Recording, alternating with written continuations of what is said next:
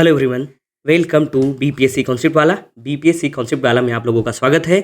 ये जो हमारा लेक्चर होगा, आज से हम लोग नेशनल करंट अफेयर देखेंगे। नेशनल करंट अफेयर कहाँ से देखेंगे, हमारा सोर्स क्या होगा? सोर्स जो है वो हम लोगों का जो मैगजीन आता है तर्कश, उसका वॉल्यूम 1 से हम आज शुरू करेंगे और हम लोग इसको वॉल्यूम 2 तक डिटेल्ड में इसको हम क्या करेंगे, कवर करेंगे। आपको क्या करना है, यू हैव टू डू कि आपको साथ में मैगजीन रखना है।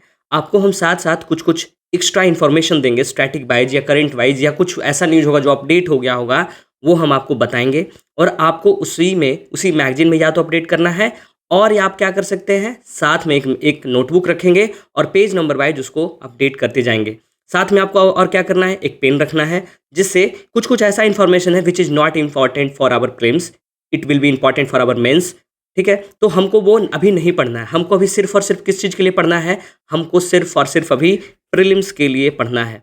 तो जो प्रीलिम्स के लिए इंपॉर्टेंट होगा डेटा, वो हम अभी सिर्फ पढ़ेंगे। बाकी जो उसका डिटेल है उसको हम इस तरीके से क्रॉस कर देंगे कि इसको हम बाद में मेंस के एग्जाम के लिए पढ़ेंगे। ठीक है, क्योंकि जो हमारा जो मैगजीन है वो डिटेल्ड में बनाया गया है, ये सोच के बनाया है कि प्री प्लस मेंस, ऐसा नहीं कि मेंस जब आए तो आपको फिर से इधर उधर भागना पड़े, दूसरा सोर्स को फॉलो करना पड़े। आप इसी मैगजीन को फॉलो करके अपना मेंस भी क्लियर कर सकते हैं। तो ये सोच के बनाया गया, बहुत ही हॉलिस्टिक बनाया है, बहुत ही एक्सप्लेन्ड बनाया गया है। लेकिन अभी हमको सिर्फ प्रीलिम्स के लिए ध्यान देना है। ठीक है, हम लोग क्या करेंगे, हम लोग को इंटर कनेक्शन के थ्रू पढ़ना है। हम लोग को करंट को अपने स्टैटिक के साथ ऐड करके उसको मिला करके जहाँ कुछ वैसा करंट आएगा जो स्टैटिक से रिलेटेड हो, हम साथ साथ क्या करेंगे, स्टैटिक पोर्शन का भी रिवीजन कर लिया करेंगे। ठीक है, तो इंटर कनेक्शन से जब आप पढ़ेंगे, चीज़ों को एक दूसरे से कनेक्ट करके पढ़ेंगे, तो पहला क्या है कि आपके दिमाग में वो छपेगा, दिमाग में टिकेगा और फिर जो हम जब रिवाइज करेंगे, रिवीजन करेंगे, उससे क्या होगा कि वो आपको याद रहेगा और एग्जाम में आप वो सवाल को कर लेंगे। अभी आपको देख रहे होंगे ट्रेंड जो है वो क्या है, बदल रहा है। और ट्रेंड में क्या है, यूपीएससी ट्रेंड पे आ रहा है कि करंट को स्टैटिक के साथ ऐड करके सवाल बना दिया जा रहा है। तो अगर आपको करंट का आइडिया है and you are not able to connect it with your static portion, then you are not able to do the question, है ना। आप वो क्वेश्चन को नहीं कर पाएंगे। बट इफ़ यू आर, जैसे हम लोग आपको बताएंगे पढ़ने के लिए, उस तरीके से अगर आप पढ़ाई करेंगे तो आप एग्जाम में सवाल करके जाएंगे। सो बिना टाइम वेस्ट किए हुए हम लोग शुरू करते हैं। So this is our magazine, ये हमारा मैगजीन है और इसमें देखेंगे ये चैप्टर 2 में आपका नेशनल है। ये नेशनल हम लोग ये जो है अभी वॉल्यूम 1 हम लोग देखेंगे तर्कश का, और वॉल्यूम 2 इसके जब वॉल्यूम 1 खत्म कर लेंगे तो हम वॉल्यूम 2 में जो है नेशनल का उसको भी करवा देंगे। तो सबसे पहला जो आपका न्यूज़ है वो आप देख रहे होंगे नेशनल न्यूज़ में कि फंडामेंटल राइट को में एक चीज़ ऐड किया गया, वो क्या है कि right against adverse effect of climate change.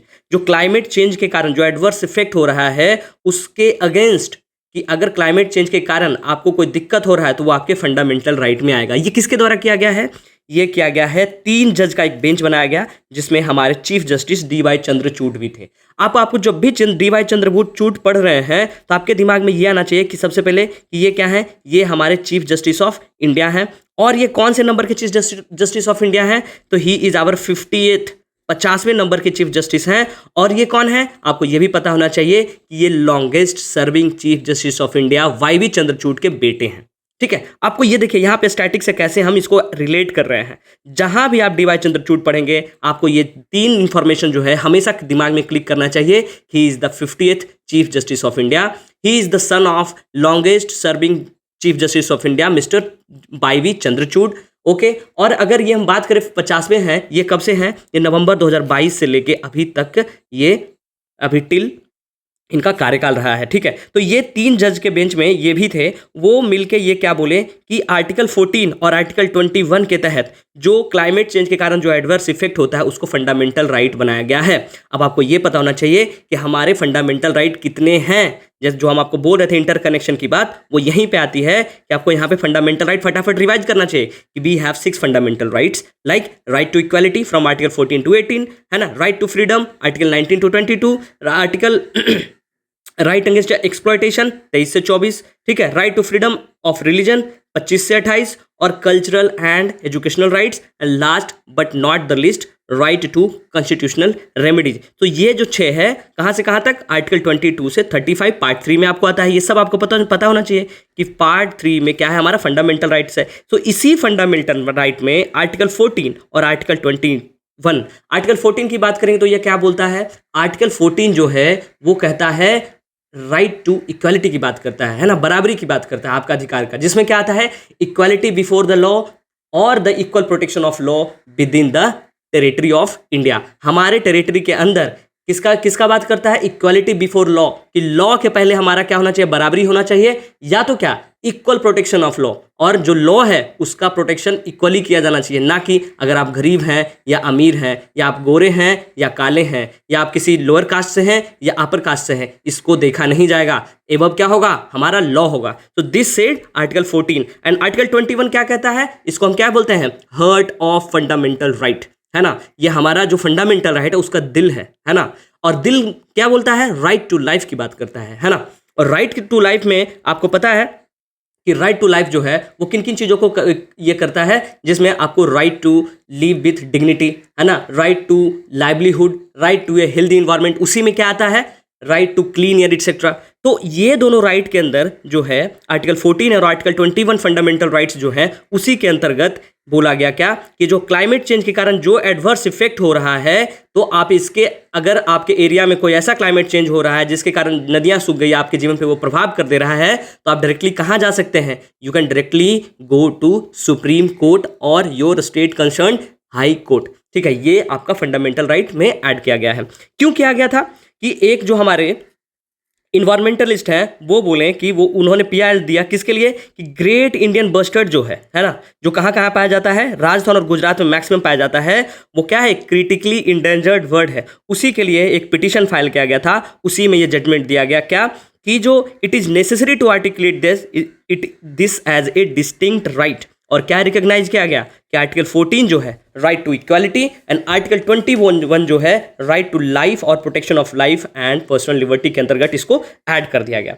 ये जो ऑर्डर है वो कब दिया गया, ये ऑर्डर जो है वो दिया गया मार्च 21 को, और बोला गया कि इस पे एक एक्सपर्ट कमेटी बनाएंगे और एग्जामिन करेंगे कि जो पक्षियों का, जो वर्ड का स्पीसीज है, वो क्या क्या प्रॉब्लम फेस कर रहा है। आपको हम थोड़ा सा ब्रीफ में बता देते हैं कि जो ग्रेट इंडियन बस्टर्ड है वो आपको पता होगा, आप इस तरीके का देखते होंगे पोल जिसमें हाई टेंशन वायर जाता है।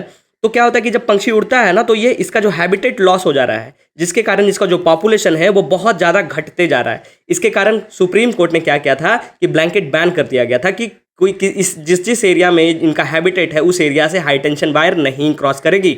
लेकिन बाद में 3 ministry of environment, forest and climate change, ministry of power और ministry of new and renewable energy, ये तीनों मिलकर बोला है कि हम लोग पेरिस क्लाइमेट चेंज को बहुत अच्छे से फॉलो कर रहे हैं और ये बहुत मुश्किल काम है कि जो ये हैबिटेट है वहां से नहीं क्रॉस किया जाए। तो सुप्रीम कोर्ट ने कहा कि आपको क्या करना है, आपको एकदम अच्छे से थेसिस लिख के देना है कि आप क्यों, क्या क्या रीजन है जो आप यहाँ से हाई टेंशन वायर ले जा रहे हैं, तभी हम आपको अलाउ करेंगे। तो ये सब हमारे एग्जाम के लिए जरूरी नहीं है। आपको एग्जाम के लिए क्या जरूरी है कि आपको बस ये ध्यान रखना, आर्टिकल 12 और आर्टिकल 14 और आर्टिकल 21 के तहत क्या किया गया है, right against adverse effect of climate change को एक फंडामेंटल राइट के रूप में डिस्टिंक्ट किया गया है।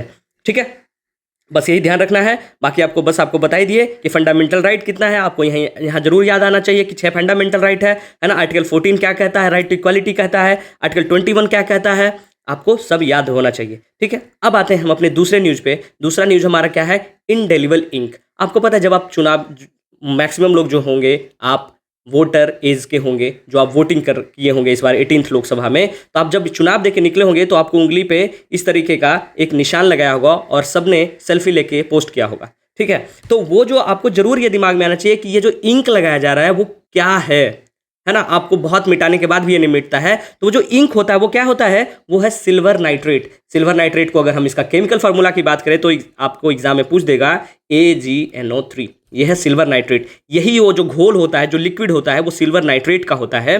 और यही आपको आफ्टर बोटिंग, जब आप बोट कास्ट कर देते हैं उसके बाद आपके फिंगर पे लगा दिया जाता है। ठीक है, उसका कलर की अगर हम बात करें तो वो कलर क्या होता है, ब्लैक, पर्पल ब्लैक कलर होता है। जो क्या होता है, जैसे ही उस पर यूवी लाइट पड़ता है तो वो क्या होता है, वो विजुअल हो जाता है। ऐसे वो विजुअल नहीं होता, ऐसे वो पानी की तरह होता है ना। और जब से ही उस पर यूवी लाइट या सनलाइट पड़ेगा तो उसका जो कलर है वो क्या हो जाएगा, पर्पल ब्लैक कलर का हो जाता है।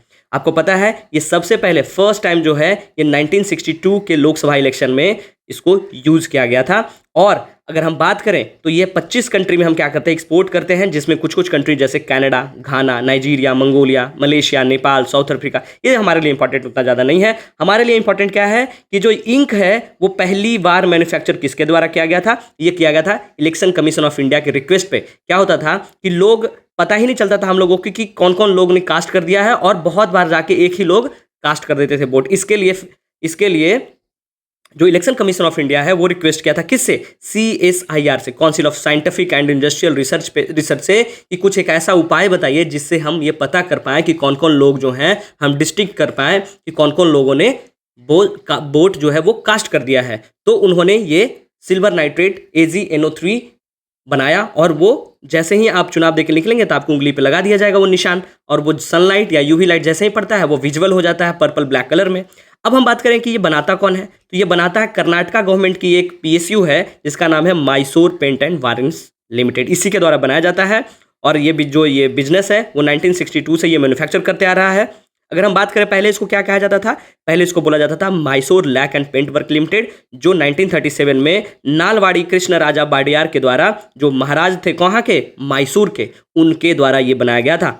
ये जो फैक्ट है मे भी पूछ सकता है, PCS जैसे एग्जामों में ये पूछ देता है कि कौन बनाता है। आपको क्या बताना है, चलिए आपको एक सवाल पूछते हैं। आपको ये जबकि बताया हुआ सवाल है, अगर आप BPSC कॉन्सेप्ट वाला को बहुत ही अच्छे से फॉलो करते होंगे तो बताया गया है कि हमारा जो 18th लोकसभा इलेक्शन हुआ उसमें कितना नंबर ऑफ लीटर्स, कितना लीटर जो है सिल्वर नाइट्रेट का यूज किया गया। अगर आपको नहीं भी पता होगा तो आप थोड़ा सर्च करिएगा, मेहनत करिएगा, है ना, और आप बताइएगा कि कितना लीटर ऑफ सिल्वर नाइट्रेट चुनाव में यूज किया गया, है ना। गवर्नमेंट कितना लीटर खरीदी इलेक्शन कमीशन ऑफ इंडिया किससे, Mysore paint and varnish limited से, और कितना यूज हुआ ये आपको बताना है, आप सर्च करके बताइएगा, ठीक है। अगर हम बात करें ये मेंशन कहाँ किया गया है कि चुनाव के बाद जो भी लोग ये वोट कास्ट करके आएंगे उनके फिंगर पे ये लगाया जाएगा। तो ये जो है वो रोपा एक्ट है ना, रिप्रेजेंटेशन ऑफ पीपल्स एक्ट 1951 में मेंशन किया गया। कहाँ, सेक्शन 61 में, कि जो लोग ये जो वोट है वो कास्ट कर लेंगे उनके फिंगर पे ये लगाया जाएगा निशान, ताकि हम डिस्टिंक्ट कर पाएं कि किन्होंने अपना वोट कास्ट कर दिया है और किन लोगों ने नहीं किया है, ठीक है। यहीं पे ये खत्म होता है। आपको जो जो चीज़ ध्यान रखना है वो ध्यान में रखना, क्या कि सबसे पहले वो लिक्विड होता क्या है, वो होता है सिल्वर नाइट्रेट AgNO3, ठीक है। ये सबसे पहले कब बना, ये सबसे पहले 1962 में यूज किया गया, किसके रिक्वेस्ट पे, इलेक्शन कमीशन ऑफ इंडिया के रिक्वेस्ट पे। ये कहाँ लिखा हुआ है, ये लिखा हुआ है रोपा एक्ट 1951 में, ठीक है। और आपको सर्च करके क्या बताना है, अगर आप जानते होंगे तो क्या बताना है कि कितना नंबर ऑफ लीटर्स यूज किया गया लोकसभा इलेक्शन में, ठीक है। अब हम आते हैं, अगला जो हमारा न्यूज है वो है मॉडल कोड ऑफ कंडक्ट, जिसको हम क्या बोलते हैं, MCC। आप लोग हमेशा सुनते होंगे कि जैसे ही चुनाव होता होगा या चुनाव के दिन आने वाले होते होंगे तो न्यूज़ पे आता होगा, जैसे ही इलेक्शन कमिश्नर ऑफ इंडिया हमारे आते हैं टीवी पे और वो डेट अनाउंस करते हैं कि इस डेट को चुनाव होना है, आप लोग सुनते होंगे कि मॉडल कोड ऑफ कंडक्ट लग गया है ना। मॉडल कोड ऑफ कंडक्ट लग गया। Model of code of conduct को हिंदी में क्या कहते हैं, आचार संहिता, कि आचार संहिता लग गया है। तो आचार संहिता होता क्या है वो हम देखेंगे। आपको पता है कि इस बार जो हमारा 18th लोकसभा इलेक्शन हुआ वो कब अनाउंस किया गया, अनाउंस किया गया मार्च 16 को, 16 मार्च को अनाउंस किया गया। ये ध्यान रखिएगा, जिस समय ये अनाउंस कर दिया जाता है उसी समय से आचार संहिता लग जाता है ना। मॉडल कोड ऑफ कंडक्ट, उसमें क्या क्या रूल्स हैं वो हम देखेंगे, ये कब से शुरू किया गया वो देखेंगे। तो आपको बस यही समझना है सबसे पहले कि मार्च 16 2024 को डेट अनाउंस किया गया कि हमारा जो इलेक्शन है वो 7 फेजेज में होंगे। कब से कब होगा, अप्रैल 19 से लेके जून 1 तक होगा, ठीक है। और जो इलेक्शन का जो रिजल्ट है वो जून 4 को अनाउंस किया जाएगा। आपको हम यहाँ पे डेट फिर से लिख के बता रहे हैं क्या क्या, कि मार्च 16, ठीक है, मार्च 16 24 को क्या होगा, इलेक्शन डेट अनाउंस किया गया। इस दिन से क्या हुआ, हमारा मॉडल कोड ऑफ कंडक्ट मतलब आचार संहिता लग गया, ठीक है। कि कुछ कुछ चीज़ें कि गवर्नमेंट अपना स्कीम का प्रचार नहीं कर सकती है ना, गवर्नमेंट का जो बॉडी है वो प्रचार में भाग नहीं ले सकता, एटसेट्रा आगे हम देखेंगे, ठीक है। इसमें क्या बताया गया कि जो है इलेक्शन है वो 7 फेजेज में होंगे, 7 फेजेज में होंगे। 7 फेजेज में कब से कब होंगे, तो वो है अप्रैल 19 से लेके जून 1 तक होगा। और जो हमारा रिजल्ट है वो कब आएगा, वो 4 जून को आएगा, ठीक है। ये ध्यान रखिएगा, डेट मार्च 16, अप्रैल 19 से लेके जून 1 तक, और 4 जून को हमारा रिजल्ट आएगा। अब कौन कौन से डेट में पोलिंग हुआ है, BPSC आपको पता है थोड़ा सिरफिरा है, वो पूछ देता है डेट, ठीक है। तो डेट जो है अप्रैल 19, अप्रैल 26, मई 7, मई 13, मई 20 और मई 25, अप्रैल 19, 26 अप्रैल, 7 मई, 13 मई, 20 मई और 25 मई और 1 जून को आपका वोटिंग हुआ 7 फेजेज में। अगर बात किया जाए तो बिहार, वेस्ट बंगाल और उत्तर प्रदेश, ये 3 ऐसे स्टेट्स थे कि सातों चरण में यहाँ कहीं ना कहीं इलेक्शन हुआ। तो ये भी पूछा जा सकता है कि ऐसा कौन कौन से स्टेट्स हैं पूरे इंडिया में कि इन 18वीं जो लोकसभा इलेक्शन हुआ था कि सातों चरण में हर एक डिस्ट्रिक्ट में कहीं ना कहीं चुनाव हो रहा था। तो वो 3 ऐसे स्टेट्स थे, we are the first populated state, Bihar है ना, वेस्ट बंगाल और उत्तर प्रदेश। या आप आकलन भी कर सकते हैं कि यही 3 स्टेट्स होंगे जहां पॉपुलेशन बहुत ज़्यादा है, इसलिए यहाँ ज़्यादा करवाया गया होगा।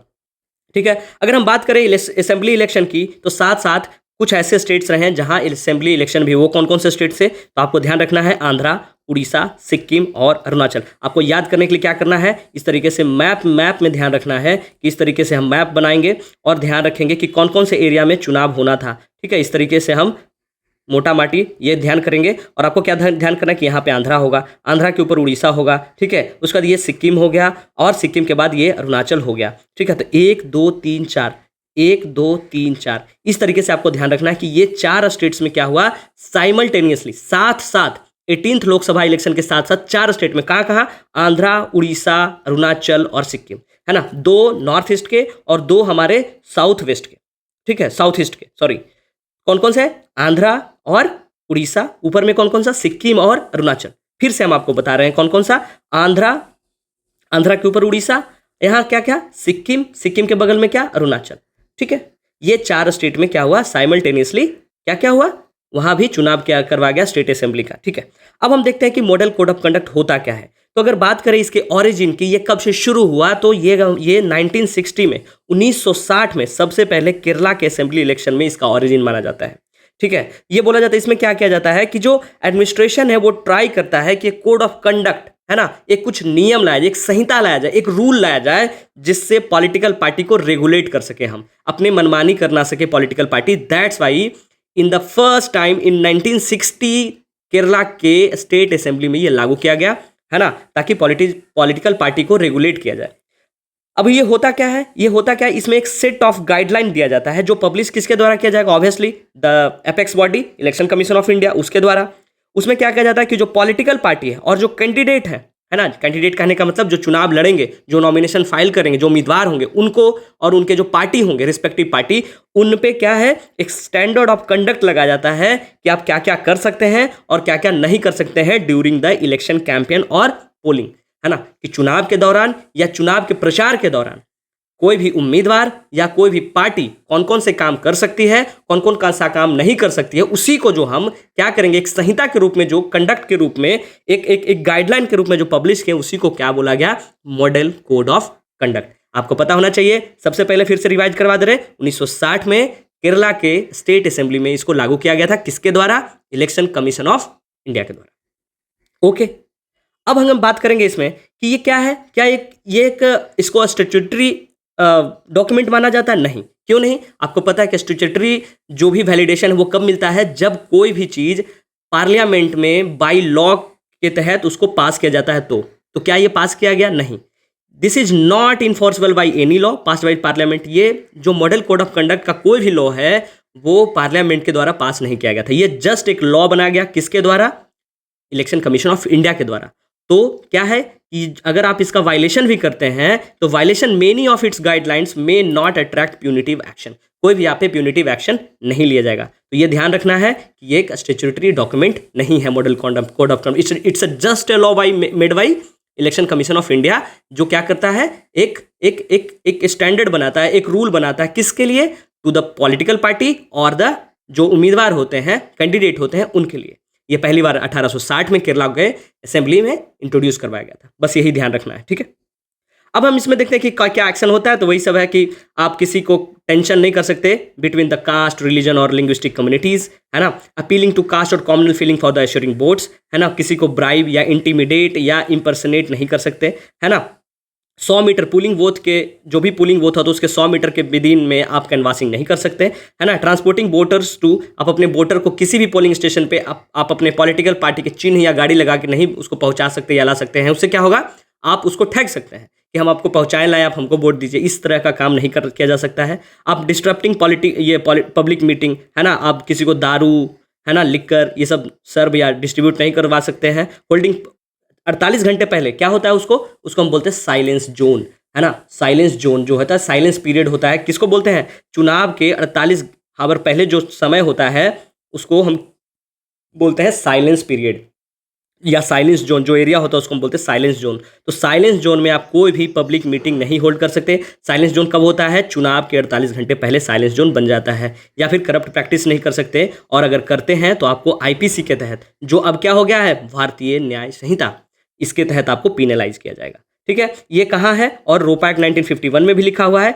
These action be attract appropriate punishment as per these law. ठीक है, अब ये कब इन्फोर्स किया गया आपको बता देते हैं कि एमसीसी जो है वो force immediately when the election schedule is announce. जैसे ही इलेक्शन, आपको बताएं कि हमारे election commission of India, election commissioner of India आते हैं और वो जैसे ही डेट अनाउंस करेंगे उसके तुरंत बाद इमीडिएटली वो एमसीसी क्या हो जाता है, वो ऑपरेशनल हो जाता है टिल जब तक इलेक्शन का जो प्रोसेस है वो खत्म ना हो जाए। आपको ये बताना है कि हमारे चीफ इलेक्शन कमिश्नर कौन है और डिप्टी इलेक्शन कमिश्नर कौन कौन है। आपको कमेंट बॉक्स में बताना है। आप बताएंगे आपका फायदा होगा, रिवीजन होगा, नहीं बताएंगे तो भी आपका फायदा घाटा होगा। ठीक है, इसमें मेरा कुछ नहीं जाएगा। ठीक है, अगला देखते हैं हम लोग क्या कि जो हमारा जो कॉन्स्टिट्यूशनल प्रोविजन है कंडक्टिंग लोकसभा इलेक्शन, उसमें क्या क्या है। तो जो टर्म जो 70th लोकसभा है वो एक्सपायर कब होगा? एक्सपायर कब हुआ? 16 जून को एक्सपायर हुआ। आर्टिकल 324 जो है, आर्टिकल 324 क्या कहता है?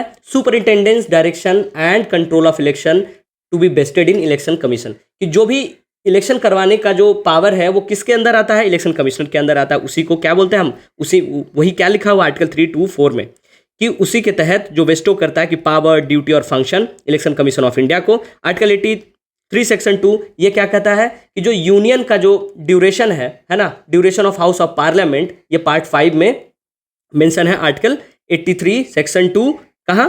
पार्ट 5 में द यूनियन पार्ट है, उसमें क्या मेंशन किया गया है कि duration of house of parliament 82 में कि कितना ड्यूरेशन होगा उसी में। और कहाँ मेंशन है? रिप्रेजेंटेशन ऑफ रोपा एक्ट 1951 के सेक्शन 14 में। बस यही सब आपको ध्यान रखना है। ये हमारा हो गया एमसीसी, आपको पता हो गया डिटेल में। अब हम आपके देखते हैं आगे, हाई लेवल कमेटी किस चीज़ पे बनाया गया है? वन नेशन वन इलेक्शन में। तो हाई लेवल कमेटी जो है एचएलसी इसको बोलते हैं, हाई लेवल कमेटी, वो किस चीज़ के बनाया गया कि हमारा नेशन एक है तो इलेक्शन भी एक होना चाहिए। मतलब पूरे इंडिया में एक इलेक्शन होना चाहिए। आप बोलेंगे लोकसभा का इलेक्शन तो एक ही होता है, लेकिन लोकसभा का एक होता है, लेकिन जब आप स्टेट असेंबली की बात करेंगे तो वो क्या होता है? अलग अलग दिन होता है। तो ये इसके जो हेड किए थे इस कमीशन को, हाई लेवल कमीशन को, वो कौन किए थे? रामनाथ कोविंद। जब अगर हम रामनाथ कोविंद की बात करते हैं तो आपको नाम सुना सुना लग रहा होगा। सुना सुना लग रहा होगा क्यों? क्योंकि ये हमारे 14th प्रेसिडेंट रह चुके हैं। 14th प्रेसिडेंट कब से? 2017 से 2022 तक, 2017 से 2022 तक ये हमारे प्रेसिडेंट रह चुके हैं। और ये कितने नंबर के प्रेसिडेंट? ये 14th प्रेसिडेंट रहे हैं। और ये पहले पर्सन बने हैं उत्तर प्रदेश से जो प्रेसिडेंट बने थे, रामनाथ कोविंद साहब। तो इन्हीं के द्वारा ये हेड किया गया था और उन्होंने अपना रिपोर्ट जो है वो किनको सौंपा है? अभी के जो प्रेसिडेंट हैं द्रौपदी मुर्मू मैम, उनको सौंप दिया है। कब? मार्च 14, 2024 को। इसमें क्या क्या हुआ कि 47 पॉलिटिकल पार्टी जो है अपना अपना व्यू दिया, जिसमें 32 पॉलिटिकल पार्टी ऐसा था जो सपोर्ट किया कि हाँ वन नेशन वन इलेक्शन होना चाहिए था। अगर हम बात करें हाई लेवल कमीशन की तो इसमें कौन कौन लोग थे? ये 2 सितंबर 2023 को सेट किया गया था, जिसके जो पैनल मेंबर्स हैं वो हमारे अमित शाह साहब, होम मिनिस्टर, है ना। अपोजिशन के जो राज्यसभा के लीडर थे गुलाम नबी आज़ाद, और हमारे जो 15th फाइनेंस चेयरपर्सन जो थे एनके सिंह, उनके द्वारा भी वो भी मेंबर थे। और Lok Sabha secretary Subhash Kashyap, senior advocate Harish Salve, former chief vigilance commissioner Sanjay Kothari, ये सब जो लोग थे वो मेंबर थे इस पैनल के। ठीक है, अगर हम बात करें कि what is one nation one election, है ना, तो आपको बता दिए कि एक नेशन है तो इलेक्शन भी एक ही होना चाहिए। मतलब कि लोकसभा और स्टेट असेंबली सब एक ही बार होना चाहिए। बार बार जो खर्चा आ जाता है या बहुत ज़्यादा डिस्ट्रप्शन हो जाता है स्टेट के रेगुलेशन में या एडमिनिस्ट्रेशन में, वो उसको क्या करना चाहिए कि एक ही बार में करने का ये जो प्रस्ताव है उसी को हम बोलते हैं कि एक देश है तो एक ही बार चुनाव होना चाहिए। इसमें भी बोला गया क्या कि आपको बताएं क्या कि इलेक्टोरल प्रोसेस जो है जो क्या करेगा? कैंपेन एक्सपेंडिचर को कम करेगा, है ना, minimize disruption to governance, enhance political stability etcetera. इसके लिए इसमें ना बोला गया कि जो साइमल्टेनियस इलेक्शन जो था पहले 1967 तक साथ साथ होता था, है ना। फोर्थ जनरल इलेक्शन जब हुआ 1967 में, उसके बाद क्या हुआ, जो साइकिल था वो क्या हुआ, ब्रेक हुआ। आपको कहने का मतलब अगर लेमन की भाषा में बताएं कि लोकसभा के समय में ही आपके स्टेट असेंबली का भी क्या होता था, चुनाव होता था। कब तक, 1967 तक, मतलब चौथा जनरल इलेक्शन जब हमारा हुआ था। अभी हमारा क्या है, 18वां लोकसभा इलेक्शन हुआ है। इसमें आप देख रहे होंगे कि 4 स्टेट में बस साइमल्टेनियसली हुआ, बाकी जो स्टेट्स में हमारा जो बाकी जो कितना 24 स्टेट्स हो गया उसमें नहीं हुआ। तो one election one nation one election कहने का मतलब क्या हुआ कि एक ही बार जब आपको लोकसभा इलेक्शन जब होगा तो सारे स्टेट्स में भी वहाँ का क्या होना चाहिए, वहाँ का स्टेट लेजिस्लेटिव असेंबली का इलेक्शन भी साथ साथ होना चाहिए। ये कब तक हुआ था, 1967 तक हुआ था। ये ध्यान रखना है, हम बार बार इसको रिपीट करें कि 1967 तक साथ साथ हुआ था। कहने का मतलब कि चौथा जनरल इलेक्शन तक साथ साथ में हुआ था। उसके बाद जो ये साइकिल है वो ब्रेक हो गया। उसके बाद हम लोगों ने ध्यान नहीं दिया और ये उसी पे कोई ध्यान नहीं दिया, और अब इस पे फिर से एक हाई लेवल कमेटी बनाया गया जिसके जो चेयरमैनशिप वो कौन किए, रामनाथ कोविंद साहब किए। वो हमारे 14th प्रेसिडेंट रह चुके हैं और उन्होंने अपना जो रिपोर्ट था वो द्रौपदी मुर्मू मैम को सौंप दिए। कब, मार्च 14 को, ठीक है, जिसमें 47 पॉलिटिकल पार्टी ने भाग लिया और 32 पॉलिटिकल पार्टी ने सपोर्ट किया। ठीक है, इसमें 2 तरह के जो है अप्रोच है। पहला क्या कि फर्स्ट स्टेप में कि लोकसभा और लेजिस्लेटिव असेंबली को एक साथ चुनाव करवा दिया जाए, और दूसरा में क्या है, आपको पता है कि जो हमारा पंचायत लेवल का इलेक्शन होता है, म्युनिसिपल लेवल का इलेक्शन होता है, उसको भी कर दिया जाए। ये सब हमारे लिए इंपॉर्टेंट नहीं है, अभी पढ़ने से कोई फायदा है नहीं, बस टाइम वेस्ट करेंगे। आपको क्या करना है, ऐसा नहीं कि आपको भी छोड़ देना, आपको क्या करना है, एक बार रीड कर लेना है। उससे क्या होगा, जो टॉपिक है उस पर आपका अंडरस्टैंडिंग डेवलप होगा। ठीक है, अब हम चलते हैं, अगला न्यूज़ है जो हमारा है इलेक्टोरल बॉन्ड। इलेक्टोरल बॉन्ड क्या होता है कि आप किसी भी पॉलिटिकल पार्टी को अगर आप डोनेशन देते हैं, वो होता है इलेक्टोरल बॉन्ड, है ना, कि पैसा दे रहे हैं किसी पॉलिटिकल पार्टी को, उसी को इनडायरेक्ट वे में फॉर्मलाइज करके बोला गया था इलेक्टोरल बॉन्ड। तो इलेक्टोरल बॉन्ड पे जो वर्डिक्ट आया है सुप्रीम कोर्ट का, और वो बोला गया क्या, उसको अनकॉन्स्टिट्यूशनल बोल दिया गया था। बहुत बवाल हुआ था चुनाव के पहले, वो उसमें भी हमारे जो chief justice of India DY Chandrachud है उनके द्वारा एक लैंडमार्क जजमेंट दिया गया। ठीक है, तो बोला गया कि 15 फरवरी 2024 को, 14 फरवरी आप सबको याद रह रहा होगा क्या होता है 14 फरवरी को, बताने की बात नहीं है। तो उसके एक दिन बाद 15 फरवरी को 5 जज कॉन्स्टिट्यूशनल बेंच बना सुप्रीम कोर्ट का, और वो unanimously struck down the 18th electoral bond scheme. 2018 का जो इलेक्टोरल बॉन्ड स्कीम लाया गया था, किनके द्वारा, अरुण जेटली साहब के द्वारा ये लाया गया था, उसको क्या कर दिया गया, बोला गया कि इसको स्टक डाउन कर दिया गया, उसको अनकॉन्स्टिट्यूशनल घोषित कर दिया गया। और बोला क्या गया कि ये क्या है, किसका वायलेशन है, article 1 section 1 sub section A का। ठीक है, आर्टिकल 1A का क्या है, ये वायलेशन है।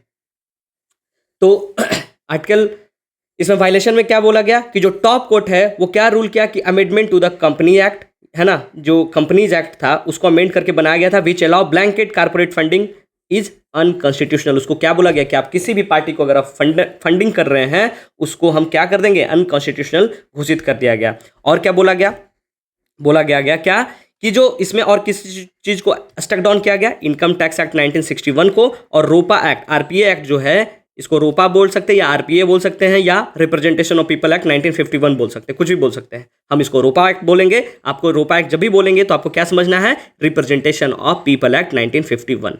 ठीक है, तो रोपा एक्ट में जो लिखा हुआ था और इनकम टैक्स 1961 दोनों को क्या कर दिया गया, जो किसी भी पॉलिटिकल पार्टी को कंट्रीब्यूशन पैसा से दिया जाता था उसको स्टक डाउन कर दिया गया सुप्रीम कोर्ट के द्वारा। और क्या, और ये जो था फंडिंग, जो पैसा दिया जाता था वो कौन से बैंक के द्वारा दिया जाता था, SBI के द्वारा। और SBI के द्वारा बोला गया कि आप डिस्क्लोज करिए कि कौन कौन से लोगों ने कितने कितने पैसे दिए हैं, बॉन्ड दिए हैं, डिटेल ऑफ इलेक्टोरल बॉन्ड। जैसे आप किसी भी पार्टी को, BJP, कांग्रेस, आम आदमी पार्टी, JDU, RJD, किसी भी पार्टी को अगर आप दिए हैं तो बैंक को आपके बारे में डिटेल देना होगा कि कौन से आदमी ने या कौन से कारपोरेट या कौन सी इंडस्ट्री ने या कौन सी कंपनी ने कितने पैसे दिए, है ना।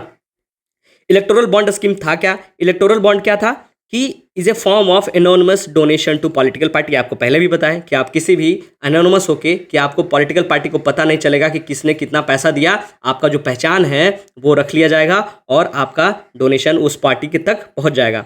और इंट्रोड्यूस कैसे करवाया गया था, फाइनेंस बिल 2017 के, और इसको नोटिफाई किया गया था 2018 में, किनके द्वारा, अरुण जेटली साहब के द्वारा, अरुण जेटली साहब के द्वारा।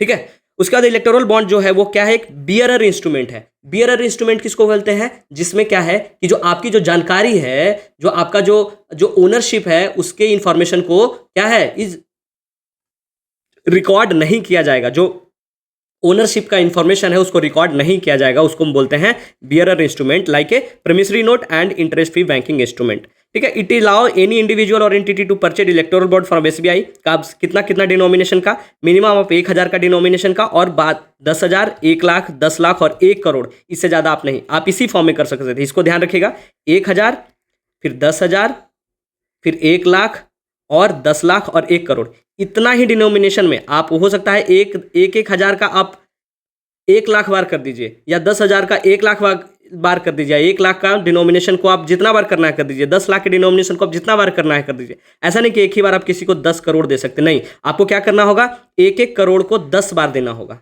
ठीक है, 10 टाइम्स करके, इस तरीके से आपको पे करना है। अगर आपको 10 लाख के फॉर्म में देना है 1 करोड़, तो 10 लाख करके आपको 10 बार देना होगा, ना कि आप एक ही बार 1 करोड़ दे सकते। 1 करोड़ दे सकते थे, लेकिन 1 करोड़ से ज़्यादा आप नहीं दे सकते थे। ठीक है, किसी भी रजिस्टर्ड पॉलिटिकल पार्टी को। अब रजिस्टर्ड पॉलिटिकल पार्टी कौन होगी, कि वैसी पॉलिटिकल पार्टी जो कम से कम 1% ऑफ वोट रिसेंट लोकसभा या स्टेट असेंबली में उसको मिला हो, है ना, वैलिड वोट्स।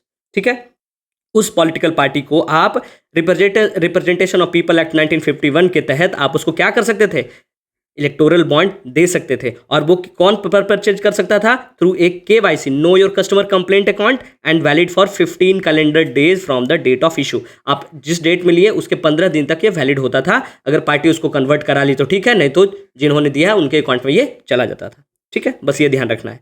अब उसके बाद क्या है कि हमारा 3 जो है नया क्रिमिनल लॉ जो है, आप सुने होंगे IPC के तहत, है ना, इंडियन पिनल कोड, इस तरीके जो 3 हमारे क्रिमिनल लॉ थे उसको बदल दिया गया है और नया लाया गया है। और ये कब से इफेक्ट हुआ, जो हमारा तीनों जो क्रिमिनल लॉ है वो पास कर दिया गया विंटर सेशन ऑफ पार्लियामेंट में। और ये इफेक्ट कब से हो गया, जुलाई 1, 2024 से। 1 जुलाई 2024, ये डेट बहुत जरूरी हो जाता है, एग्जाम में सीधा सीधा पूछ सकता है कि हमारा जो तीनों नया क्रिमिनल लॉ है वो कब से इनेक्ट हुआ, तो वो हुआ 1 जुलाई 2024 से। कौन कौन सा लॉ था हमारा, वो कौन कौन सा बन गया, ये भी आपको बताएंगे। तो भारतीय न्याय संहिता जो था वो पहले क्या था, हमारा IPC था 1860, इंडियन पिनल कोड 1860, वो अब क्या बन गया, भारतीय न्याय संहिता 2023। कब से इनेक्ट हो गया, 1 जुलाई 2024। भारतीय नागरिक सुरक्षा संहिता, ये पहले क्या था, ये पहले था code of criminal procedure act, इसको CCP बोलते थे, है ना, 1973। और last but not the list, भारतीय साक्ष्य अधिनियम 2023, जो साक्ष्य उसको इंग्लिश में क्या बोलते हैं, एविडेंस। तो एविडेंस से आप याद सकते हैं क्यों, हिंदी में क्या बोलते हैं, साक्ष्य। तो इंडियन एविडेंस एक्ट जो था 1872, वो अब क्या बन गया, भारतीय संख्या अधिनियम 2023। और ये भी कब इनेक्ट हो गया, जुलाई 1, 2024 से। अब आपको बस ये ध्यान रखना है, ये इसमें डिटेल दिया हुआ है, आपको बैकग्राउंड वगैरह ये आप खुद पढ़ लीजिएगा, बाकी की प्रोविजन उतना ध्यान नहीं रखना है, आपको बस यही ध्यान रखना है कि कब से हुआ, 1 जुलाई 2024 से। IPC जो था वो क्या बन गया, हमारा भारतीय न्याय संहिता। हमारा जो भारतीय वो जो कोड ऑफ क्रिमिनल प्रोसीजर था वो क्या बन गया, भारतीय नागरिक सुरक्षा संहिता 2023। और जो हमारा इंडियन एविडेंस एक्ट 1872 था वो हमारा क्या बन गया, वो बन गया हमारा साक्ष्य अधिनियम, भारतीय साक्ष्य अधिनियम 2023। और ये जुलाई 1, बार बार हम कम से कम 8 बार बोल चुके होंगे, जुलाई 1 2024 से ये क्या हो गया, इनेक्ट हो गया। ये तीनों लॉ जो था पहले वाला, उसके जगह पे ये तीनों आ गया, भारतीय न्याय संहिता, भारतीय नागरिक सुरक्षा संहिता और भारतीय संख्या अधिनियम। ठीक है, आपको क्या करना है, यहाँ पे पॉज करना है, एक बार आंख बंद करना है और सबको फटाफट रिवाइज कर लेना है कि 3 जो हमारा क्रिमिनल लॉ था वो क्या हुआ, फिर से नया आ गया। वो कब इनेक्ट हुआ, 1 जुलाई 2024 को। कौन कौन सा था, हमारा इंडियन पिनल कोड जो था वो क्या बन गया, भारतीय न्याय संहिता। हमारा जो code of criminal procedure act था वो क्या बन गया, भारतीय नागरिक सुरक्षा संहिता। और जो हमारा इंडियन एविडेंस एक्ट था वो क्या बन गया, भारतीय सुरक्षा अधिनियम। तो एविडेंस एक्ट तो याद रखना आपको आसान है कि आप देख लेंगे ये साक्ष्य से, है ना, भारतीय साक्ष्य अधिनियम, एविडेंस साक्ष्य एक दूसरे से रिलेटेड है, उसका हिंदी इंग्लिश है। आप न्याय को भी पिनल कोड से कर लेंगे। और बस आपको ध्यान के रखना, भारतीय नागरिक सुरक्षा अधिनियम जो पहले क्या था, कोड ऑफ क्रिमिनल प्रोसीजर 1973। आपको यह भी ध्यान रखना है कि इंडियन पिनल कोड 1860 था, code of criminal procedure act 1973 था, और इंडियन एविडेंस एक्ट क्या था, 1872। ठीक है, तो हम थोड़ा थोड़ा फटाफट इन तीनों के बारे में बता दे रहे हैं कि भारतीय न्याय संहिता जो 2023 है वो नया कुछ चीज को ऐड किया, जैसे क्राइम को, टेररिज्म को या मर्डर ऑफ एक्सेट्रा, उसके लिए नया नया कानून बनाया है।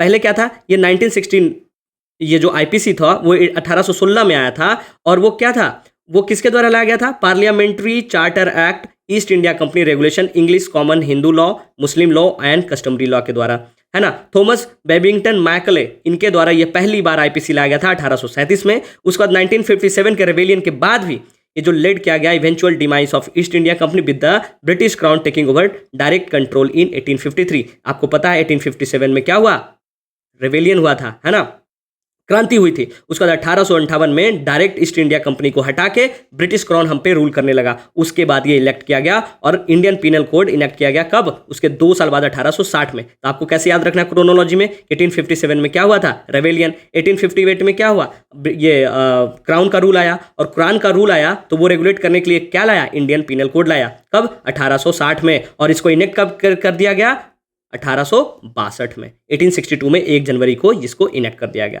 इसका यही है कि कम्युनिटी सर्विस की provision, sexual offence against women, cruelty against women, ये सब खुद से पढ़ लीजिएगा, ये बहुत जरूरी नहीं है एग्जाम के लिए, ठीक है। आगे देखते हैं हम, इसका क्या है कि सेडिशन के लिए इसमें लाया गया है। सेडिशन आप खुद से पढ़ लीजिएगा, सेडिशन क्या होता है। मॉब लिंचिंग के लिए लाया गया, जो नया नया आजकल अब टेररिज्म के लिए लाया गया, ऑर्गेनाइज क्राइम के लिए कि आप किसी को किडनैपिंग करके या एक्सटॉर्शन करने के लिए या कॉन्ट्रैक्ट के लिए करवाते हैं, तो उसके लिए भी नया नया कानून लाया गया है, ठीक है। अब हम देखते हैं भारतीय नागरिक सुरक्षा संहिता 2023, उसमें क्या है, ये 1973 क्रिमिनल प्रोसीजर एक्ट उसको रिप्लेस किया है। और ये कैसे कब आया, इसका बैकग्राउंड देखते हैं कि ये जो है क्रिमिनल प्रोसीजर कोड जो है पहली बार 1861 में इनेक्ट किया गया था, किसके द्वारा, ब्रिटिश रूल के द्वारा। कि ये जो ब्रिटिश लेगेसी है वो respect with the carried by the independence India till CrPC was recast again in 1973। इसका भी की प्रोविजन क्या है कि डिटेंशन जो अंडर ट्रायल्स में उसका डिटेंशन की बात करता है, फर्स्ट टाइम ऑफेंडर की बात करता है ना, मेडिकल एग्जामिनेशन की बात करता है, फॉरेंसिक इन्वेस्टिगेशन की बात करता है, सिग्नेचर एंड फिंगर इंप्रेशन की बात करता है, टाइमलाइन फॉर प्रोसीजर की बात करता है ना, हैंडकफ का यूज कहाँ कहाँ होगा उसकी बात करता है, ठीक है। तो ये सब आप खुद से पढ़ लीजिएगा। अगला क्या है हमारा, भारतीय साक्ष्य अधिनियम 2023। जो साक्ष्य अधिनियम है वो इंडियन एविडेंस एक्ट 1972 को रिप्लेस करके लाया गया है। और ये क्या गवर्न करता है, एडमिसिबिलिटी ऑफ एविडेंस, कि इसी के एविडेंस के हिसाब से, इसमें जो जो रूल लिखा हुआ है उसी के हिसाब से हमारा जो कोर्ट्स हैं वो किसी भी केस को इंटरप्रेट करती है और फाइनल जजमेंट पे आती है, ठीक है। बस यही था इसमें, और कुछ नहीं है, ठीक है। आगे हम देखते क्या, यूनिफॉर्म सिविल कोड उत्तराखंड 2024। सबसे पहले हम क्या देखेंगे कि what is uniform civil code. तो यूनिफॉर्म सिविल कोड जो है वो कहाँ लिखा हुआ है, तो अगर हम सबसे पहले बात करें कि यूनिफॉर्म सिविल कोड जो है वो लिखने की बात है, तो वो हमारे कॉन्स्टिट्यूशन के डीपीएसपी में, directive principle of state policy, वहाँ आर्टिकल 44 में लिखा हुआ है। तो आपको सबसे पहले ये पता होना चाहिए कि यूनिफॉर्म सिविल कोड कहाँ मेंशन किया हुआ है। तो वो कहाँ मेंशन किया हुआ, आर्टिकल 44 ऑफ डीपीएसपी में क्या मेंशन किया हुआ है कि जो भी हम स्टेट को क्या करना चाहिए, एक यूनिफॉर्म सिविल कोड बनाना चाहिए। अब यूनिफॉर्म सिविल कोड होता क्या है, तो ये एक पर्सनल लॉ होता है, ठीक है। पर्सनल लॉ करने का मतलब आप किसी एक आदमी से रिलेटेड, चाहे वो डिफरेंट रिलीजन का भी हो सकता है। तो पर्सनल लॉ में क्या क्या होगा, जैसे जो भी यहाँ के सिटीजन है उसका पर्सनल लॉ है, जो क्या अप्लाई करता है कि एक ही तरह का जितने भी सिटीजन हैं उनको equally regardless of their religion के उनको रिगार्ड किया जाए। जैसे इट मीन्स, अगर एक शब्द में इसको डिफाइन किया जाए, what is UCC, it means कि personal law of citizens which apply on all citizens equally regardless of their religion, कि उनके रिलीजन को अलग रख के जितने भी सिटीजन हैं यहाँ के उनको इक्वली, उनका जो पर्सनल राइट्स है उनको इक्वली रिगार्ड किया जाए। अब पर्सनल लॉ में क्या क्या आ जाएगा, जैसे मैरिज आपका हो जाएगा, वो आपका क्या है, पर्सनल लॉ है। आप देखते होंगे कि हिंदू है उनका अलग कल्चर होता होगा, उसमें फेरे लिए जाते हैं। मुस्लिम है उसमें वो क्या, निकाह किया जाता है। अगर वो क्रिश्चियन है तो उसमें क्या होता है, आप देखते होंगे कि वो चर्च में जाके एक दूसरे को पढ़ते ओढ़ते हैं, वो कुछ है ना, ये नहीं पता है हमको। और अगर आप ये जैन हैं या बुद्धिस्ट हैं या फिर ये सिख हैं, तो सबका अलग अलग लॉ है मैरिज का। उसी तरीके से डाइवोर्स का, इनहेरिटेंस का, एडॉप्शन का अलग अलग, ये जो भी सब चारों चीज़ें हैं ये सब किस में आ जाती है, ये आ जाती है पर्सनल लॉज में। तो पर्सनल लॉ जो है एक एरिया में, एक देश में सब जितने भी सिटीजन हैं रिगार्डलेस ऑफ देयर रिलीजन, सब के लिए एक होना चाहिए, इसके लिए ये लाया गया था। तो आपको पता है इसको पास किया गया है ना। सबसे पहले उत्तराखंड ऐसा स्टेट बना है जो first state in the independence India जिसके पास यूनिफॉर्म सिविल कोड होगा। ये कब किया गया? ये जो यूसीसी बिल है 2024 में हमारे जो प्रेसिडेंट मैडम हैं द्रौपदी मुर्मू, उनके द्वारा अप्रूव किया था। उसके बाद ये अपने स्टेट असेंबली में उत्तराखंड में इसको पास कर दिया गया। उसके बाद क्या हुआ कि प्रेसिडेंट जो है वो अपना असेंट दे दी यूनिफॉर्म सिविल कोड उत्तराखंड 2024 को, और आर्टिकल 201 के तहत कॉन्स्टिट्यूशन में इसको 11 मार्च 2024 को इसको पास कर दिया गया, और उत्तराखंड असेंबली में 7 फरवरी 2024 को इसको पास कर दिया गया, और वहां शुरू हो गया। और ये इंडिया का पहला स्टेट बन गया जिसका अपना यूनिफॉर्म सिविल कोड है, पर्सनल लॉ है, ठीक है, रिगार्डलेस ऑफ देयर रिलीजन। अगर हम बात करें इनके जो हेड कौन किए थे, तो वो थे रिटायर्ड जस्टिस रंजना प्रकाश देसाई, इनके द्वारा हेड किया गया था। ये नाम थोड़ा इंपॉर्टेंट हो जाता है, रंजना प्रकाश देसाई, ठीक है। अगर की प्रोविजन की बात करेंगे तो इसमें लिव इन रिलेशनशिप की बात के बारे में बात की गई है, मैरिजेज के बारे में बात की गई है ना, क्यूअर रिलेशनशिप जो LGBTQ+ कम्युनिटी से लोग आते हैं उनके बारे में बात की गई है। किसको छोड़ा गया है? वो जो छोड़ा गया है वो वहाँ का जो ट्राइबल कम्युनिटी है उनको छोड़ा गया है। क्यों? क्योंकि जो ट्राइबल्स होते हैं वो लोअर कास्ट के नहीं होते हैं, बल्कि ट्राइबल कहने का मतलब है कि उनका एक डिस्टिंक्ट कल्चर होता है जो हम लोग से अलग होता है, इसलिए उनको हम ट्राइब बोलते हैं।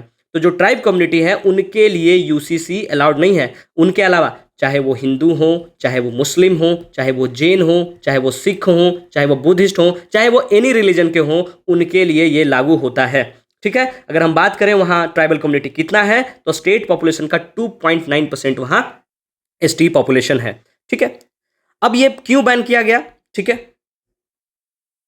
तो जो मैरिज और डाइवोर्स प्रैक्टिस है वो पर्सनल लॉ के अंदर आता है, ठीक है। क्यों इनको जो ST कम्युनिटी है उनको एक्सक्लूड किया गया? क्योंकि उनका जो मैरिज और जो डाइवर्स है वो मुस्लिम पर्सनल लॉ सच एज हलाला, इदाद और ट्रिपल तलाक को भी बैन किया गया। चाइल्ड मैरिज और पॉलीगामी इसको भी बैन किया गया। किसमें? यूसीसी में। किस चीज़ को बैन किया गया है? मैरिज और डाइवोर्स प्रैक्टिस जो मुस्लिम पर्सनल लॉ के अंदर आता है, सिर्फ मुस्लिम पर्सनल लॉ के अंदर, और किसी भी कम्युनिटी के लिए नहीं। जैसे हलाला, इदात और ट्रिपल तलाक, ये तीनों को बैन किया गया है। और क्या? चाइल्ड मैरिज और पॉलीगैमी, चाहे वो किसी भी रिलीजन में हो, उसको क्या किया गया है? कंप्लीट ब्लैंकेट बैन कर दिया गया है, ठीक है। आपको हम जैसा कि बताएं कि व्हाट इज यूसीसी। यूसीसी क्या है? सिंगल लॉ है for the entire country, applicable to all religion community in their personal matter such as marriage, divorce, inheritance and adoption. Article 44 mentions in our constitution mandates for endeavor to secure for the citizen uniform civil code through territory of India। ये 80 बार 90 बार आप पढ़े होंगे। Article 44 ये आपको ध्यान रख लेना है, DPSP में पार्ट 4 में है, ठीक है। क्या बोल रहा है कि which although not enforceable obligates the state to strive to implement such a uniform law. अभी तक क्या इन्फोर्सेबल नहीं है, लेकिन ये क्या करता है? स्टेट को ऑब्लिगेट करता है कि एक यूनिफॉर्म सिविल लॉ होना चाहिए, ठीक है। अगर हम बात करें गोवा की, तो Goa already has a civil code. अगर हम बात करें 1867 में ही, 1867 में ही जब पोर्तुगीज आए थे, पुर्तगाली जब आए थे, उनके द्वारा एक पोर्तुगीज सिविल कोड क्या किया गया था? इनेक्ट किया गया था। और in 1869 it was extended to Portuguese oversea provinces act, includes Goa, जो गोवा को इंक्लूड करता है। कौन सा? पोर्तुगीज ओवरसीज प्रोविंसेस एक्ट, ठीक है। इसमें क्या हुआ था? It continues to be implemented after India annexed in the territory of 1961 में गोवा को हम क्या कर लिए? पोर्तुगीज से अपने टेरिटरी में मिलाएं, उसके तक भी वो क्या था? एनेक्स था।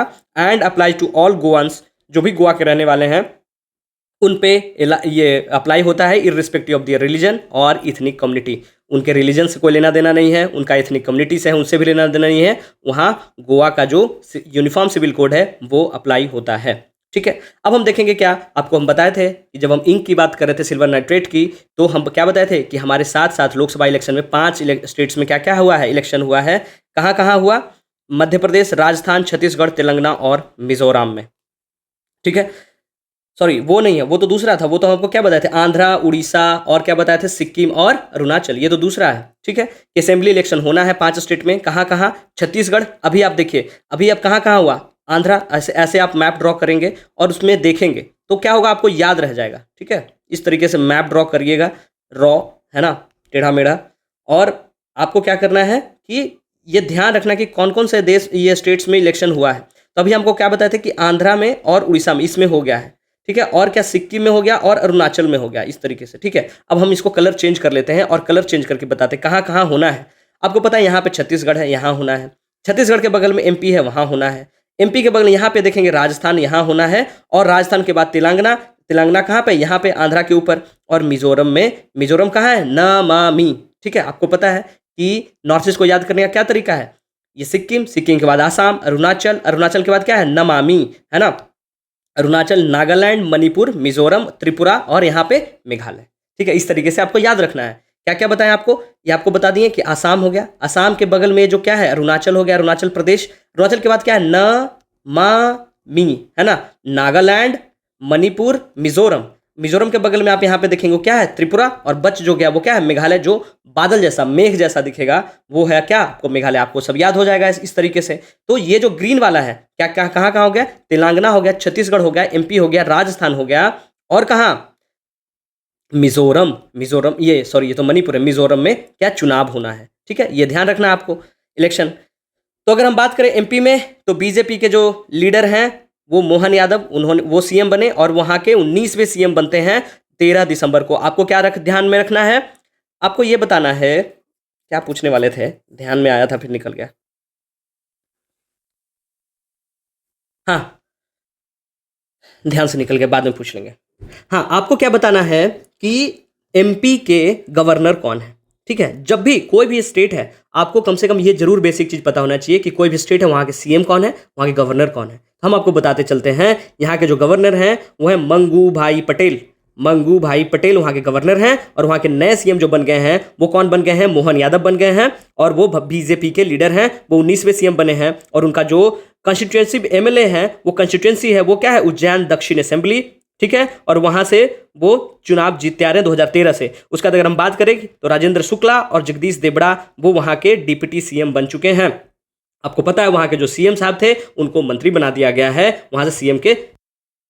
उसका ये सब ध्यान रखना नहीं है कि नरेंद्र सिंह तोमर जो है वो स्पीकर बनाए गए हैं, पहले मंत्री थे। ठीक है, और 230 सीट है वहां, जिसमें से ये सब उतना इंपॉर्टेंट नहीं है। ठीक है, बस आपको फिर क्या याद रखना है, राजस्थान में भी बीजेपी की सरकार बनी है, भजन लाल शर्मा वहां के क्या बने हैं, सीएम, और वहां के जो गवर्नर हैं उनका नाम है हरिभाऊ बघेड़े, हरिभाऊ बघेड़े। ठीक है, वो हैं वहां के, ये पहले समय ये 15 दिसंबर को वहां भी ये भजन लाल शर्मा ने ओथ लिया, और पहली बार वो एमएलए हैं कहाँ से, सांगेर कॉन्स्टिट्यूएंसी से। दिव्या कुमारी और प्रेमचंद बैरवा ये दोनों क्या है वहां के डिप्टी सीएम। प्रेमचंद बैरवा को शायद 1-2 दिन पहले ही अभी उनको क्या किया गया है, हटा दिया गया है डिप्टी सीएम के पद से, शायद पार्टी ने इन्हें बाहर निकाल दिया है, कुछ इनका घटना ऐसा रंगीन काम किए थे। ठीक है, उसके बाद आपको क्या ध्यान रखना है, छत्तीसगढ़ के जो नए सीएम बन गए हैं वो कौन है, विष्णु देव साई, और छत्तीसगढ़ के अगर हम गवर्नर की बात करें तो वो कौन है, रामेन देका वहां के गवर्नर हैं, और वासुदेव साई वहां के सीएम बन गए हैं। अगर हम बात करें तो ये 4th सीएम बने हैं छत्तीसगढ़ के जब से ये स्टेट बना है, और ये पहले ट्राइबल सीएम बन गए हैं। ये ध्यान रखना, छत्तीसगढ़ इसलिए इंपॉर्टेंट हो जाता है वासुदेव साई की बात करें तो, कि ये वहां के पहले ट्राइबल सीएम बने हैं छत्तीसगढ़ के, और ये कुंकुरी कंस्टिट्यूएंसी से क्या है, एमएलए हैं। अरुण साव और विजय शर्मा जो हैं वो डिप्टी सीएम बने हैं। आजकल का फैशन चल गया है कि 2-2 सीएम रहेंगे। ठीक है, और जो स्पीकर हैं वो रमन सिंह बने हैं। ठीक है, अगर हम बात करें फिर तेलंगाना की, तो तेलंगाना के जो सीएम हैं वो बने हैं अनुमुला रावंता रेड्डी, रावंता रेड्डी, है ना, और वहाँ के जो गवर्नर हैं उनका नाम है Jishnu Dev Varma, JISHNU, Jishnu Dev Varma. Jishnu Dev Varma is the governor of Telangana and the CM is Revanth Reddy, और वो 7 दिसंबर को वो बने हैं।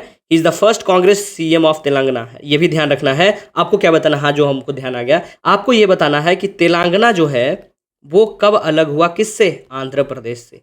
ये आपको बताना, कमेंट बॉक्स में ये आप बताइएगा। स्टैटिक्स से ऐसे रिलेट किया जाता है कि तेलंगाना कब स्टेटहुड ये अलग हुआ, स्प्लिट हुआ, किससे, आंध्रा से।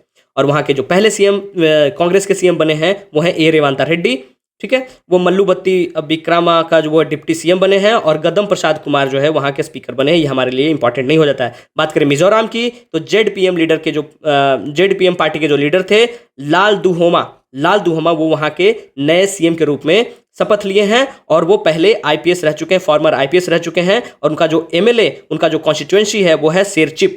ठीक है, और जेडपीएम का जो फुल फॉर्म है वो क्या है, जोरम पीपल मूवमेंट के जो नेता रह चुके हैं लाल दुहोमा वो सीएम बने हैं। यहाँ के जो जेडीएम के जो मूवमेंट के एमएलए हैं लाल बिया कज़मा वो स्पीकर बने हैं, और लाल चंदमा राते वो वहाँ के लीडर ऑफ अपोजिशन बने हैं। तीनों का नाम शुरू से लाल से शुरू होता है, आपको ध्यान क्या रखना है, लाल दुहोमा। और मिजोरम के अगर हम बात करें गवर्नर की, गवर्नर के, तो वो हैं डॉक्टर हरि बाबू कंभापति, डॉक्टर हरि बाबू कंभामपति, ठीक है। और लालदू होमा वहाँ के सीएम बने हैं, चीफ मिनिस्टर बने हैं। और जोरम पीपल्स मूवमेंट के वो लीडर रह चुके हैं, वो पहले आईपीएस रह चुके हैं, ठीक है।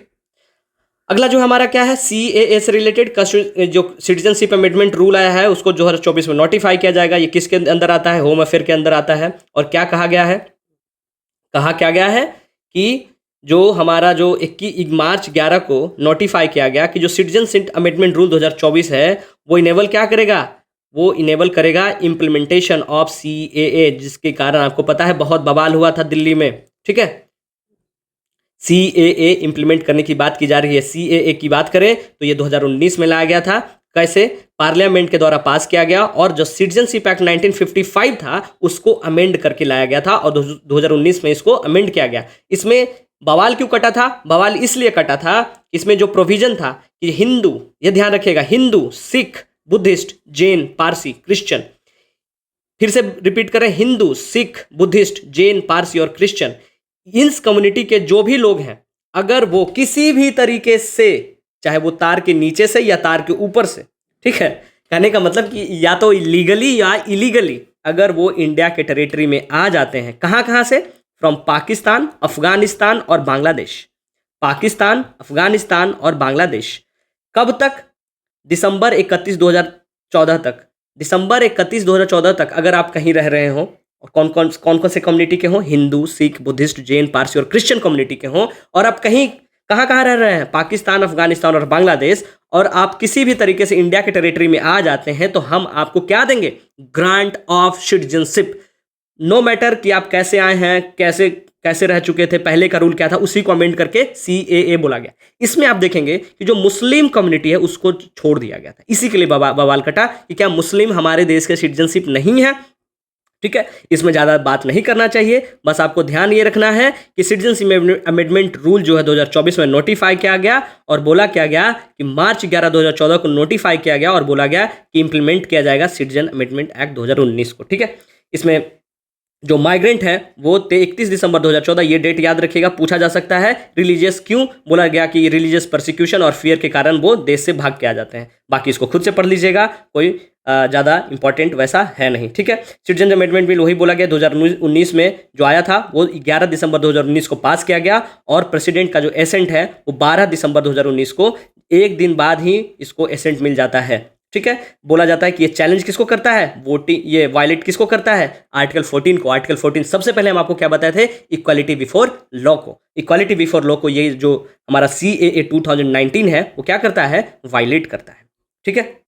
अब हम देखेंगे यहाँ पे क्या है, नेशनल कोऑपरेशन डेटाबेस। आपको पता है कि अभी जो हमारा जो अभी जो जनरेशन चल रहा है, हमारा जो अभी जो टाइम चल रहा है, उसमें बहुत इंपॉर्टेंट क्या है, डेटा, आपके पास जानकारी। अगर आपके पास डेटा है और उसको आप डेटाबेस को आप एनालिसिस अच्छे से करेंगे, तो आप अच्छे से पॉलिसी मेकिंग कर सकते हैं, अच्छे से गवर्नेंस कर सकते हैं। तो उसी के लिए क्या बनाया गया, नेशनल कोऑपरेटिव डेटाबेस। और ये किसके द्वारा बनाया गया, ये बनाया गया हमारा होम मिनिस्ट्री और minister of cooperation Amit Shah ji के द्वारा बोला गया, और ये रिलीज किया गया कब, 8 मार्च को एक रिपोर्ट रिलीज किया गया नेशनल कोऑपरेशन ऑन डेटाबेस 2023 पे, ठीक है। इस इनिशिएटिव के अंदर क्या काम किया जाएगा कि जो मिनिस्ट्री ऑफ कोऑपरेशन है वो रिकॉग्नाइज करेगा कि कौन से डेटा, अब जब आपके पास डेटा रहेगा तो आप देख सकेंगे, आपके पास डेटा है तभी ना बता रहे हैं कि बिहार जो है सबसे गरीब है, केरला जो है सबसे अमीर है, केरला जो है सबसे ज़्यादा लिटरेट है, बिहार जो है सबसे ज़्यादा अनपढ़ जाहिल है।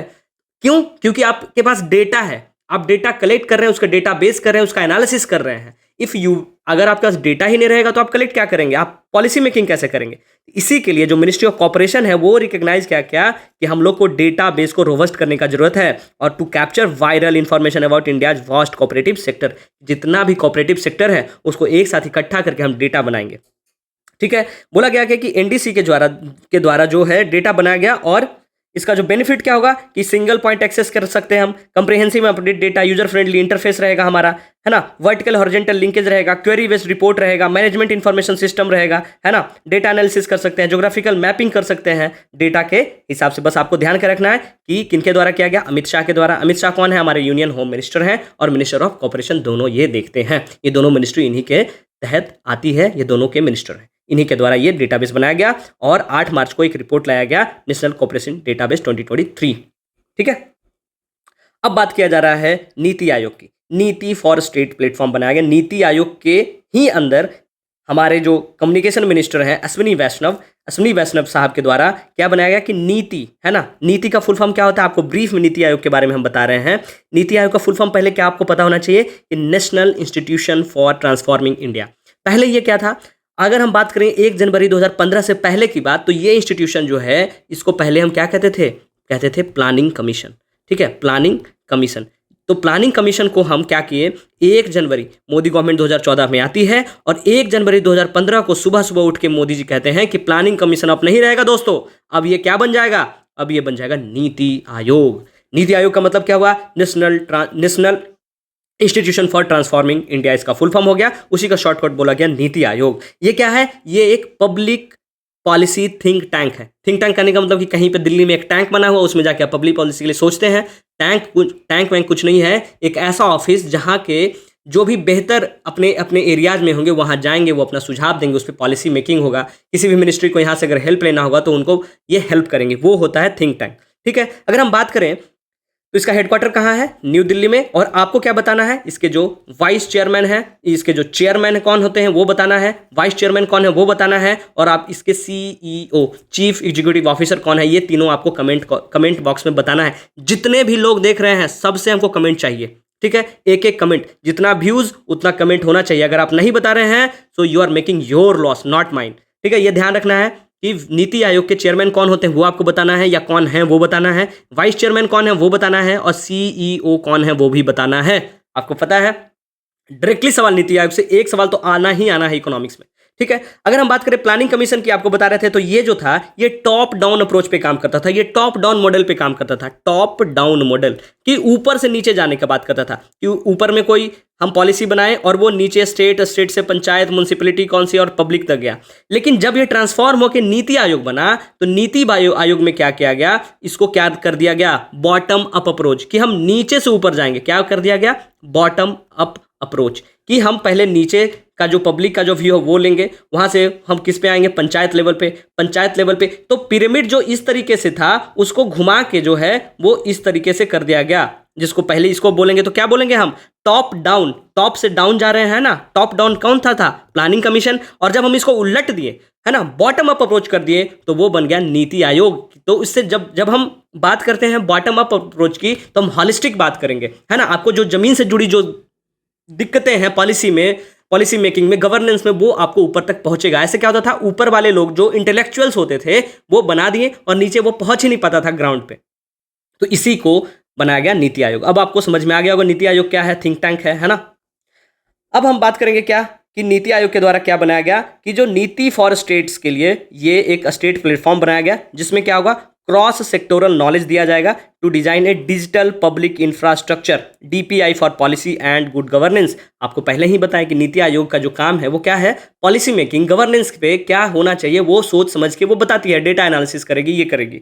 ठीक है, इसका जो मेन फीचर है वो क्या है, multi sectoral live depository for best practices, policy documents, data sets, data profiles and नीति पब्लिकेशंस। जो नॉलेज है प्रोडक्ट का प्लेटफॉर्म में वो 10 सेक्टर में, वो कौन कौन सा सेक्टर है, वो एग्रीकल्चर है, एजुकेशन है, एनर्जी है, हेल्थ है, लाइवलीहुड एंड स्किलिंग है, मैन्युफैक्चरिंग है, एमएसएमई है, and tourism, urban, water resources and वॉस across 2 cutting themes, gender and climate change. ये दोनों थीम पे ये बनेगा, जेंडर एंड क्लाइमेट चेंज पे। ठीक है, अगर हम बात करें कि जो प्लेटफॉर्म है वो क्या होगा, यूजर फ्रेंडली इंटरफेस बनेगा, और ये जो फैसिलिटेट क्या करेगा, डिजिटल इंफॉर्मेशन फॉर गवर्नेंस, है ना। गवर्नेंस के लिए जो डिजिटल ट्रांसफॉर्मेशन क्या क्या करना चाहिए, इक्विपिंग गवर्नमेंट ऑफिशियल्स, है ना, उसको क्या करने के लिए, रोबस्ट करने के लिए, कंटेक्चुअली रिलेवेंट बनाने के लिए, एक्शनेबल नॉलेज एंड इनसाइट्स के लिए। ठीक है, ये था हमारा नीति फॉर स्टेट्स। वो किनके द्वारा लॉन्च किया गया, अश्विनी वैष्णव के द्वारा। मिनिस्ट्री जो है वो मिनिस्ट्री ऑफ कम्युनिकेशन है। विकसित भारत स्ट्रेटजी रूम की अगर हम बात करें, विकसित भारत स्ट्रेटजी रूम की बात करें, तो ये भी नीति आयोग के द्वारा ही वहीं लॉन्च किया गया है, जिसका नाम क्या गया रखा गया, विकसित भारत स्ट्रेटजी रूम। और ये भी 7 मार्च 2024 को क्या किया गया, इनॉग्रेट किया गया। किनके द्वारा, ministry of MeitY, MEITY, ministry of electronics and IT के द्वारा। उनके जो मिनिस्टर हैं वो कौन है, अश्विनी वैष्णव। हमारे रेल मिनिस्टर भी कौन है, अश्विनी वैष्णव जी हैं। उनके द्वारा ये बोला गया क्या कि ये क्या होगा, जो विकसित भारत स्ट्रैटेजी रूम होगा वो क्या होगा, ये होगा एक इंटरैक्टिव स्पेस होगा जहां पे एक दूसरे से इंटरैक्ट कर सकते हैं, where users will able to visualise data, trend, best practices and policy. कि अभी जो जो डेटा हम इनपुट दिए, पहले डेटाबेस बनाए, ठीक है, आपके पास यहाँ पे पूरा डेटा आ गया, उसको आप क्या करेंगे, विजुअलाइज करेंगे कि डेटा का ट्रेंड क्या है, बेस्ट प्रैक्टिस क्या हो सकता है, उस पर पॉलिसी क्या क्या बन सकता है, इस तरीके का जो एक साथ बैठ के करेंगे। So this NITI for state is related to Viksit Bharat strategy room, ठीक है। और ये जो डेटाबेस वाला बताया वो सब एक दूसरे से क्या है, कनेक्टेड है, तो इसी के लिए ये बनाया गया है। इसमें क्या है, इसमें जो है वो एक अच्छा चीज क्या कर दिया कि वॉइस इनेबल एआई कर दिया गया कि आप जो टाइप ना करके आप उससे बात कर सकते हैं। जैसे आपको सीरी है या फिर गूगल का जो है वो सब है, ये जैसे बात करता है, या फिर अमेजोन का जो वो कौन सा आता है जो गाना बजाता है अमेजोन वाला, वो है उसके जैसा ये वॉइस इनेबल, जिसको हम क्या बोलते हैं, उसका नाम क्या है, उसका नाम है वाशिनी। वाशिनी के द्वारा ये वॉइस इनेबल एआई को कनेक्ट किया गया है, ठीक है। और इसमें डिजाइन क्या है, प्लग एंड प्ले मॉडल, कि प्लग एंड प्ले लगा दीजिए और वो सब चलने लगे, enable to replicate states, district and block wise वो बाइफरकेट करके डेटा आपको देगी, ठीक है। आपको पता है कि ये इंक्लूड क्या करता है, आईजीओटी कर्मयोगी। ये किस चीज के लिए आईजीओटी कर्मयोगी है, ये जो सिविल सर्विस है, जब आप सेलेक्ट हो जाएंगे तो आपका कैपेसिटी बिल्डिंग के लिए जो प्रोग्राम चलाया गया था मिशन कर्मयोगी, इसमें आपका कैपेसिटी बिल्डिंग किया जाएगा, आपको ट्रेनिंग दिया जाएगा कि कैसे आप अच्छे से गवर्नेंस कर सकते हैं, एडमिनिस्ट्रेशन देख सकते हैं उसके लिए। और इसी का जो ब्रिंगिंग ऑनलाइन ट्रेनिंग मॉड्यूल है, जिसको हम क्या बोलते हैं, सामर्थ्य बोलते हैं, which can be accessed by the platform. अगर हम बात करें नीति आयोग का डेटा, नेशनल डेटा और एनालिटिक्स प्लेटफॉर्म एनडीएपी की, तो वो भी इनोग्रेट किया गया और ये भी क्या करेगा, गवर्नमेंट डेटा सेट को एक्सेस करेगा। उसके बाद हम बात करेंगे एनईजीडी, ये भी क्या है, नेशनल ई गवर्नेंस डिवीजन, ये नीति आयोग का ही है। इसमें क्या होता है, इंडिपेंडेंस बिजनेस डिवीजन है, और ये कब क्रिएट किया गया था, 2009 में क्रिएट किया गया था ministry of electronics and IT के द्वारा, मीटी के द्वारा। और ये क्या है, ये एक्सटेंड क्या करेगा, ये देगा सपोर्ट किस चीज को, the first of its kind Bharat विकसित strategy room to multi language, की डिफरेंट डिफरेंट लैंग्वेज में भी अगर डेटा आता है उसको किसके सपोर्ट से प्रोवाइड किया जाएगा, भाषिनी। भाषिनी क्या है कि अगर आप हिंदी से इंग्लिश करना चाहते हैं, इंग्लिश से उड़िया करना चाहते हैं, इंग्लिश से तेलुगु, तमिल, मलयालम, है ना, संस्कृत, कुछ भी कर सकते हैं, तो वो भाषणी ऐप आपको क्या करेगी, हेल्प करेगी, ठीक है।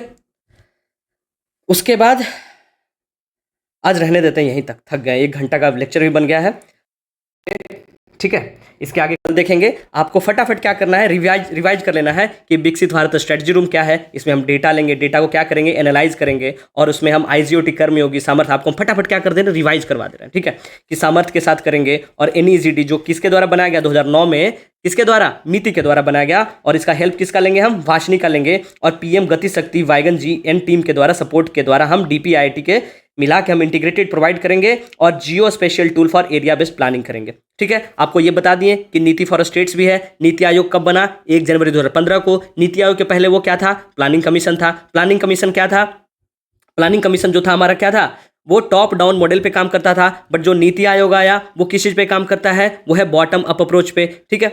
पब्लिक पॉलिसी थिंक टैंक है। उसके बाद आपको क्या इसमें पढ़ना था, इसमें आपको पता था कि यहाँ के जो ये जो सीएम थे, मिजोरम के सीएम कौन बने हैं, लालदुहोमा, और वहाँ के जो गवर्नर हैं वो कौन है, डॉक्टर हरिबाबू खम्बापति, ठीक है। तेलंगाना का जो सीएम कौन बने हैं, ए रेवांता रेड्डी, और वहाँ के जो गवर्नर हैं वो कौन है, जिष्णु देव वर्मा, ठीक है। और वो कांग्रेस के पहले सीएम बने हैं। आपको पता है सिटीजन अमेंडमेंट एक्ट 2024 रूल जो आया है उसको नोटिफाई किया गया मार्च 11 को, और बोला गया क्या कि हम सीएए इंप्लीमेंट करने वाले हैं। सीएए क्या है, Hindu, Sikh, Buddhist, Jain, Parsi, Christian community के लोग अगर वो 31 दिसंबर 2014 तक इंडिया में अगर आ चुके हैं किसी भी तरीके से, चाहे लीगली या इलीगली, और बोला रीजन क्या दिया गया कि रिलीजियस परसिक्यूशन के कारण या डर के कारण कि वो उस कंट्री में रहेंगे तो उनको मार दिया जाएगा, उनको प्रताड़ित किया जाएगा, इसके लिए, और हम उनको क्या दे देंगे, हम ग्रांट करेंगे उनको सिटीजनशिप, है ना, इसके लिए, ठीक है। और क्या था, यूनिफॉर्म सिविल कोड आपको बता दिए, है ना। आपको असेंबली पोल, ये एमपी में जो थे मंगू भाई पटेल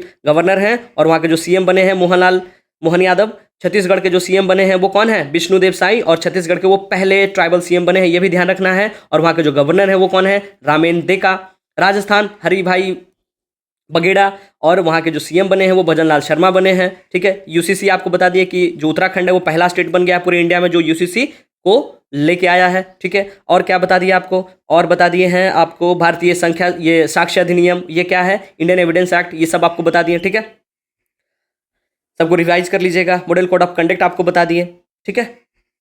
और आपको आर्टिकल 1421 के कारण कि कैसे इसको डिस्टिंक्ट फंडामेंटल राइट बनाया गया, किस चीज़ को, right against adverse effect of climate change. तो इस तरीके से आपको रिवीजन भी हो गया। और आपको क्या करना है, जब आप रात में सोने जाइएगा एक ब्लैंक पेज लीजिएगा और सबको फटाफट ये कोशिश करेगा याद करने का फैक्चुअल डेटा को, आपको सब याद हो जाएगा और करंट अफेयर के लिए जो फियर है ना वो खत्म हो जाएगा।